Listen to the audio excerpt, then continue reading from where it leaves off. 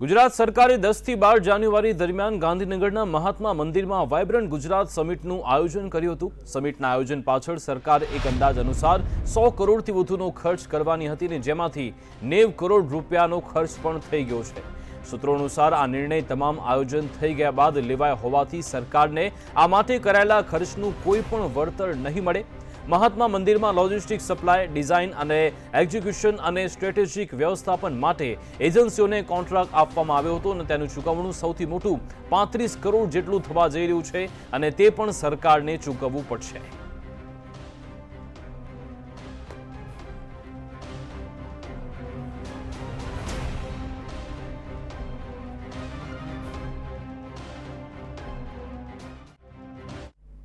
તો આજ મામલે આખરે સંદેશ વિશ્લેષણ કરીશું। અમારી સાથે ચર્ચા કરવા જોડાઈ ગયા છે વરિષ્ઠ પત્રકાર જયેશભાઈ ઠકરાર। જયેશભાઈ, આપનું સંદેશ ન્યૂઝમાં સ્વાગત છે અને સાથે જ અમારા સહયોગી હિરેન રાવલ પણ જોડાયા છે।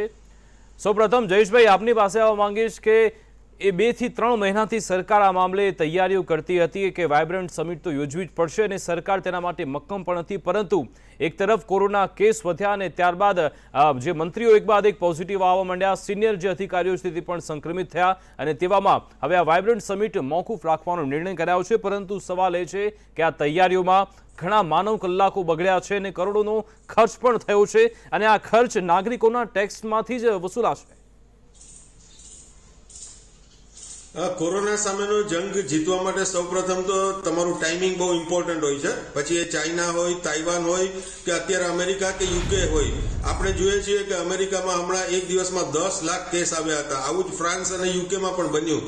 તો ખરેખર તો કોરોના સામેની લડાઈ છે એમાં ટ્રેકિંગ, ટ્રેસિંગ અને ટેસ્ટિંગ આ 3 ખૂબ ઇમ્પોર્ટન્ટ છે અને સૌથી મહત્વની બાબત છે કે ટોળા ભેગા ના થવા જોઈએ। માસ્ક અને સોશિયલ ડિસ્ટન્સ આ બંને મહત્વના મુદ્દા છે ને આપણા સરકાર અને નેતાઓ પણ ગાય વગાડીના વાત તો કરે છે, પણ વાસ્તવમાં આપણે જોયું છે કે કોરોનાના કેસો જેમ જેમ વધતા ગયા છે તેમ તેમ વધુ ને વધુ સ્વયંશિસ્ત બતાવવાને બદલે આપણે ત્યાં નેતાઓએ છેલ્લા 15 દિવસમાં ખૂબ જ બધી રેલીઓ અને સભા કરી। આવી જ રીતે ઘણા બધા લોકો આ ભીડમાં જોડાણા। હવે ખરેખર જ્યારે વાઇબ્રન્ટ રદ થતું હોય એવા સમયે નાના મોટા રાજકીય કાર્યક્રમો કરી અને આપણે શું સંદેશ આપવા માંગીએ છીએ, આ એક મહત્વની બાબત છે। અને આ બધામાં સૌથી વધુ નુકસાન પૈસાનું જ નથી થતું, પણ સંક્રમણ પણ વધી જતું હોય છે। આપણે સૌ જાણીએ છીએ કે ઓમિક્રોન એ વિદેશથી આવેલો વાયરસ છે।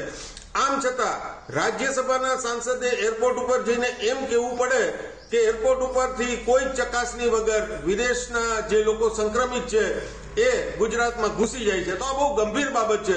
તો આવી નાની નાની બાબતોમાં ચોકસાઈ રાખી અને મોટા મોટા કાર્યક્રમો તો ના જ થવા જોઈએ અને એ બાબતે સમયસર નિર્ણય થવો જોઈએ। પરંતુ ગુજરાતમાં આપણે હંમેશા જોયું છે કે મોટા ભાગે મહત્વના નિર્ણયો કાં તો ખૂબ મોડા લેવામાં આવે છે, કાં તો એ એક વખતે ખોટા નિર્ણય લેવામાં આવે છે અને પછી કેસ વકરે પછી પુનઃ સમીક્ષા કરવામાં આવે છે। એમાં ઘણા બધા માનવ કલાકોનો વ્યય થાય છે, સંક્રમણ વધી જાય છે અને કરોડો રૂપિયાનો ખર્ચ પણ થાય છે। બિલકુલ જયેશભાઈ, સવાલ એ પણ છે કે સરકારનો ઉદ્દેશ્ય હતો કે વાઇબ્રન્ટ સમિટ યોજીને ગુજરાતમાં રોકાણ આવે તે માટે આ વાઇબ્રન્ટ સમિટનું આયોજન થતું હતું, પરંતુ સવાલ એ છે કે બીજી લહેર દરમિયાન પણ તમામ પ્રકારના પ્રતિબંધ વચ્ચે પણ સૌથી વધારે રોકાણ તો ગુજરાતમાં આવ્યું હતું। તે વખતે કોઈ પણ પ્રકારની વાઇબ્રન્ટ સમિટનું આયોજન નહોતું અને તેવામાં જો ખરેખર સરકાર આ સમિટ યોજવા ઈચ્છતી હતી તો વર્ચ્યુઅલ ઇવેન્ટ આ થઈ શકતી હતી અને તેનાથી ઘણા બધા લોકોની એનર્જી પણ બચી જાત અને ખર્ચ પણ બચી જાત। વિશ્વના ઘણા બધા દેશોએ મહત્વાકાંક્ષી કાર્યક્રમો વર્ચ્યુઅલ કર્યા જ છે, પરંતુ એક વસ્તુ એ પણ છે કે વાઇબ્રન્ટ છે એને ગુજરાતનું નાક ગણી શકાય। આપણા ગ્રોથ એન્જિન માટે આ બહુ મહત્વનો કાર્યક્રમ છે, પરંતુ છેલ્લા 2 સપ્તાહથી કોરોનાના કેસ વધી રહ્યા છે ત્યારે સમયસર નિર્ણય લેવાની જરૂર હતી અને પૂરા વિશ્વનો જે કોરોના મીટર છે એ જોતા સ્પષ્ટપણે દર્શાય છે કે કોરોનાના કેસ જેમાં ડેલ્ટા હોય કે ઓમિક્રોન વેરિયન્ટ હોય એમાં ઉત્તરોત્તર વધારો થઈ રહ્યો છે। એટલે જેટલો વહેલો નિર્ણય લીધો હોત તો એ વધારે સારું હોત। હવે જ્યારે રશિયાના વડાપ્રધાન આપણે ત્યાં આવી ચૂક્યા છે, આ ઉપરાંત ઘણા બધા લોકોએ રજીસ્ટ્રેશન કરાવી દીધું છે।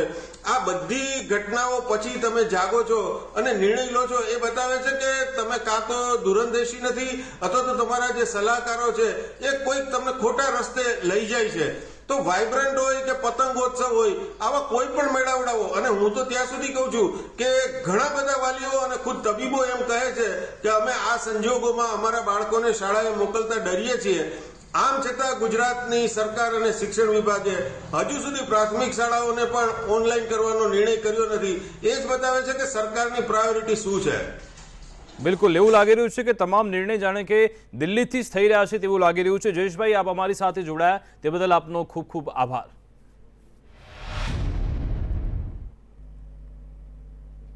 તો રાજ્યમાં કોરોનાના કેસ વધવાને પગલે રાજ્ય સરકાર હવે એક્શનમાં છે. 6 જાન્યુઆરીએ મુખ્ય સચિવે રાજ્યના અધિકારીઓ સાથે બેઠક કરી હતી. ત્યારબાદ મુખ્યમંત્રી ભૂપેન્દ્ર પટેલે પણ કોર કમિટીની બેઠક બોલાવી હતી, જેમાં નવા નિયંત્રણ અંગે નિર્ણય લેવાય તેવી શક્યતા છે. અગાઉથી લાગુ કરાયેલા કોરોના નિયંત્રણની સમયમર્યાદા આવતીકાલે પૂર્ણ થાય છે, જેના પગલે સરકાર હવે નવી ગાઈડલાઈન જાહેર કરશે. નવી ગાઈડલાઈનમાં માસ્ક ફરજિયાત પહેરવા પર ભાર મુકાશે. માસ્ક ન પહેરવા પર દંડની જોગવાઈનો પણ કડક અમલ કરાશે. હોટલ, રેસ્ટોરન્ટ, જીમ કાર્યરત રહેશે, પણ તેમાં ક્ષમતા અંગે પણ નિર્ણય થઈ શકે છે. સામાજિક કે રાજકીય ધાર્મિક મેળાવડામાં પણ છૂટછાટ ઘટી શકે છે. હાલ 400 લોકોની છૂટ છે, તેને પણ સરકાર ઘટાડી શકે છે.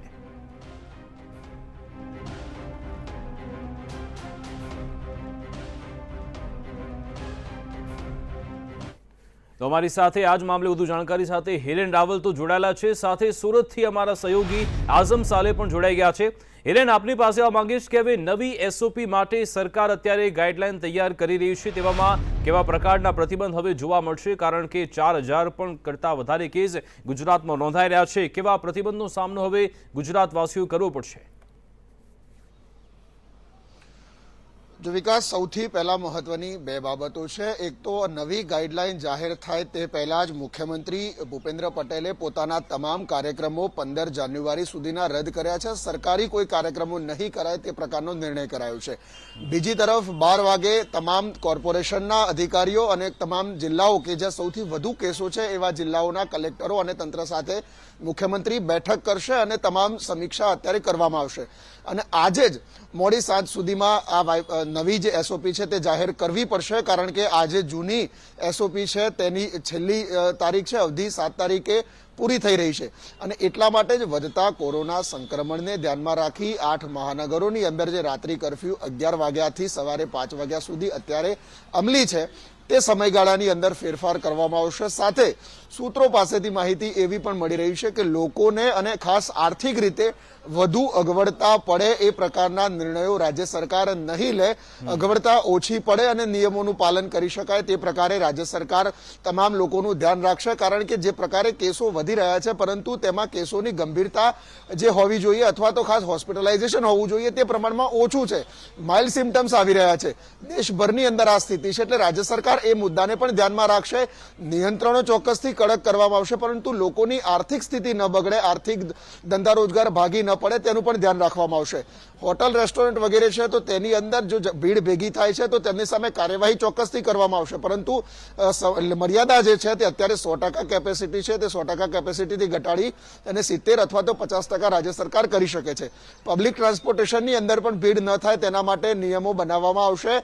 બીજી તરફ જ્યાં જરૂરી નથી અને ખોટી ભીડ ભેગી થાય છે એવા મેળાવડાઓ છે, પબ્લિક કાર્યક્રમો છે, અથવા તો જે જાહેર જગ્યાઓ પરની જે બગીચા વગેરે છે ત્યાં પણ રાજ્ય સરકાર પ્રતિબંધાત્મક નિયમો લગાવી શકે છે કે જેથી કરીને લોકો ખોટી રીતે ભેગા ન થાય અને કોરોનાનું સંક્રમણ ન ફેલાય.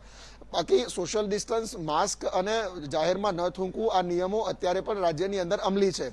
મહાનગરો સિવાયના જિલ્લાઓની અંદર કે જ્યાં કોરોનાનું સંક્રમણ વધી રહ્યું છે અને જે જિલ્લાઓ મહાનગરોને અડીને આવેલા છે અથવા તો મહાનગરોના ગ્રામ્ય જિલ્લાઓ છે તેને પણ રાત્રિ કર્ફ્યુની અંદર સમાવવા કે કેમ તે અંગે પણ રાજ્ય સરકાર આજે નિર્ણય લેશે.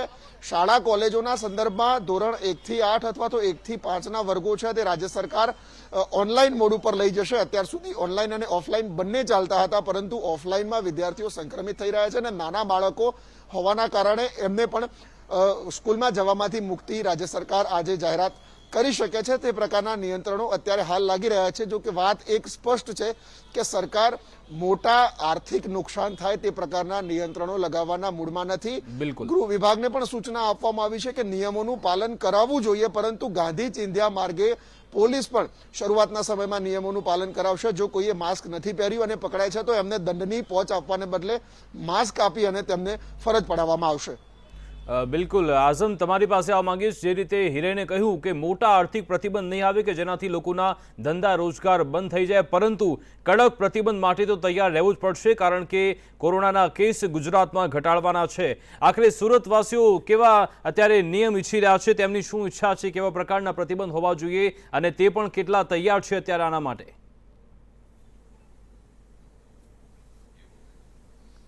નવા નિયંત્રણ તો આવશે અને હવે સુરતી લાલાઓ પણ આ વાત જાણી જ રહ્યા છે, કારણ કે જે રેશિયો છે તે સીધો ડિસેમ્બરના અંદર હતો, તે 0.16ના આસપાસ ચાલી રહ્યો હતો પોઝિટિવિટી રેશિયો, અને જે વધીને હવે જાન્યુઆરીમાં 1.80 પોઝિટિવિટી રેશિયો થઈ ગયો છે. 1000 ઉપર કેસીસ આવી રહ્યા છે. ધર્મેશભાઈ, શું કહો છો, કેવા નિયંત્રણ આવી શકે છે?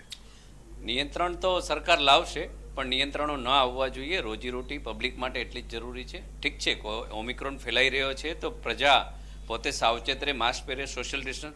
સ્કૂલો પર નિયંત્રણ લાવવાની જરૂર છે. પ્રાઇમરી જે સ્કૂલો છે, 1 થી 5 ધોરણના જે બાળકો છે એનું ઓનલાઈન શિક્ષણ થાય 15 દિવસ માટે તો સારું. બાકી બીજી કોઈ નિયંત્રણ ન લાવે. રોજગાર એટલો જ મહત્વનો છે.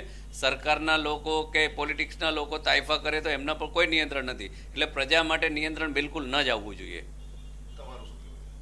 जी नमस्कार और जय अंबिका प्रसाद मिश्रा। आज जो परिस्थिति बन रही है और जिस तरह से एक विस्फोट जैसा हो रहा है, क्या हम पिछले बार जैसा ही हम किसी की राह जो देख रहे हैं? क्या वैसी परिस्थिति उत्पन्न हो? आज जहाँ तक मैं देखता हूँ मार्केटों की स्थिति है, मार्केटों में कहीं न कहीं हमारी एक मानसिकता हटती जा रही है। हम मार्क्स या जो भी नियम कायदे बनाए गए उनसे विपरीत जा रहे हैं, तो हमें कहीं न कहीं उस नियम कायदे को जो है फिर से वापस पालन करना होगा और ऐसी परिस्थिति को रोकना होगा। दूसरी चीज़, जहाँ तक नियम कायदे कानून बनाए जाते हैं, वो नियम कायदे कानून साहब लोगों के लिए नहीं होते, एक आम जनता के लिए होता। जनता मरी है, मरती रहेगी, आगे मरेगी, ऐसी स्थिति उत्पन्न हो रही है। हमारी रोजगार, हमारी व्यवस्था, हमारी हर एक परिस्थितियाँ जो दिन प्रतिदिन डामाडोल होती जा रही है। ऐसी स्थितियों को भी तो देखना चाहिए। कहीं ऐसा न हो कोरोना से पहले हम भूख के वेदना से मर जाएं। धन्यवाद। નિયંત્રણ નિયમોનું લિસ્ટ નવું કદાચ ગાઈડલાઇન સરકારે આપી જ છે, પણ કેવી રીતે ને કેમ? નવા નિયમોમાં ક્યાંક એવું આવવું જોઈએ કે જ્યાં કોઈની રોજગારી ન તૂટે, નાના મોટા ઉદ્યોગો ન તૂટે, ના ખોરવાય. કેમ કે જ્યારે 2 વર્ષ જ્યારે લોકડાઉનની જે પરિસ્થિતિ ગઈ છે પાછળની, આપણે એમાં બધાની કમર તૂટી ચૂકી છે. ક્યાં એવું નહીં થાય કે રોગથી બચવાના ચક્કરમાં રોજગારીથી મરી જાય કે કોઈ માનસિક ત્રાસનો સૌથી મોટી રોજગારી એ થાય. તો આના માટે યોગ્ય ગાઈડલાઈન આપશે આપણી સરકાર, એવી હું અપેક્ષા રાખું છું સરકારશ્રી પર. 1 થી 5 ધોરણ માટે સ્કૂલ ઓનલાઈન થાય તો બહુ સારું છે. નાના બાળકો માટે, બધા માટે, સુરક્ષિત બાળકો માટે બહુ સારું છે. ઓનલાઈન જરૂરી છે. નિયંત્રણ આવવા જોઈએ, નિયંત્રણ ના આવવા જોઈએ, આ બંને વાતો કરી રહ્યા છે. પરંતુ એક વાત યાદ રાખવાની છે કે છેલ્લા 2 અઠવાડિયામાં 400 જેટલા વિદ્યાર્થીઓ સુરતમાં સંક્રમિત થયા છે, અને ગતરોજનો આંકડો તો ખરેખર રેકોર્ડ બ્રેક હતો. 94 વિદ્યાર્થીઓ સંક્રમિત થયા છે. જી બિલકુલ, એકંદરે લોકો કહી રહ્યા છે કે નિયમ તો હોવા જોઈએ, પરંતુ એવા નિયંત્રણ હોવા જોઈએ કે જેનાથી આપણે કોરોનાની ચેનને પણ તોડી શકીએ અને સાથે લોકોના ધંધા રોજગાર પણ ચાલુ રહે, તે પ્રકારના નિયમો હોવા જોઈએ. આઝમ અને હિરેન, આપ અમારી સાથે જોડાયા તે બદલ આપનો ખૂબ ખૂબ આભાર.